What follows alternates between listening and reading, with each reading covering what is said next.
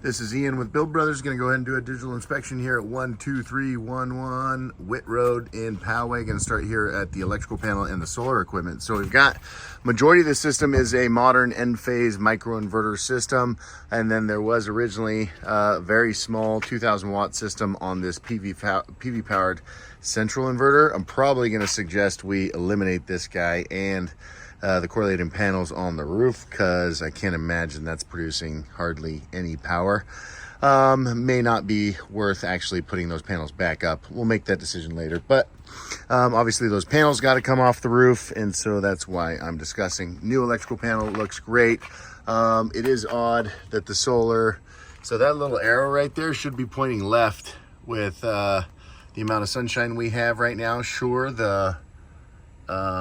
see, it's pointing right. That means that the solar is not producing enough power to power the house right now. I don't think anybody is home, but the air conditioning is running. So just the air conditioning running is using more electricity than what the solar is producing. Onto the roof, we've got this weird sheet metal siding. Personally, I hate that stuff. It almost makes it look like a mobile home. So I don't know if your plan is to get rid of that, but that could be hiding a whole bunch of rotten fascia. And so, in theory, it could protect all the wood, and so none of it's bad, and it's kept termites and shit like that off of the wood. But obviously the wood repair is always the unknown on a roofing project, and this makes it even harder to know or whether or not your plan is actually get rid of that. So something worth discussing. Those rain gutters are garbage. Those need to go in the trash. They're plastic and they're falling down in places. All right.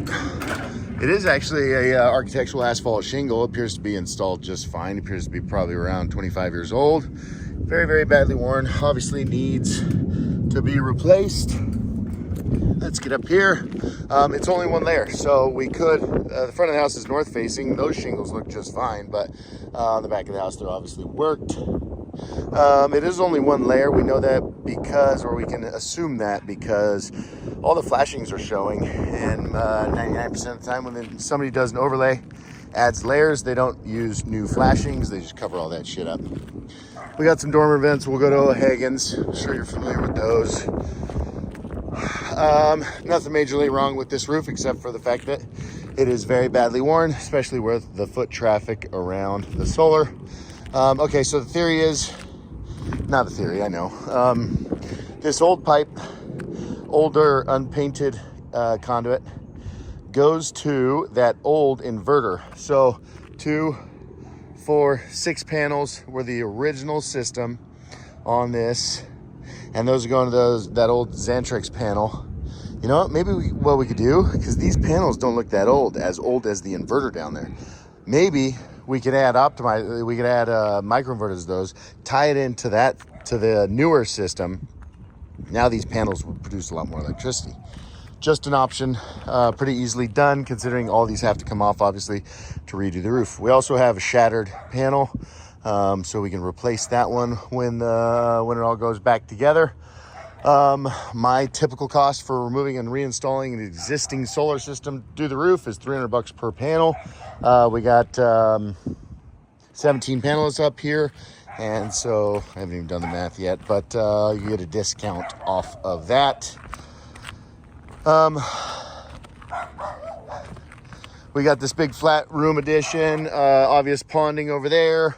Ponding material doesn't look that bad, but it's completely shot. It lifts right up, so we can expect to find some rot around this roof, and probably suggest ripping this off and going with new TPO. Sure you're familiar with TPO. It reflects sunlight really, really well, so end user is going to be really happy with the heat reflectivity of that stuff for a flat room addition like that.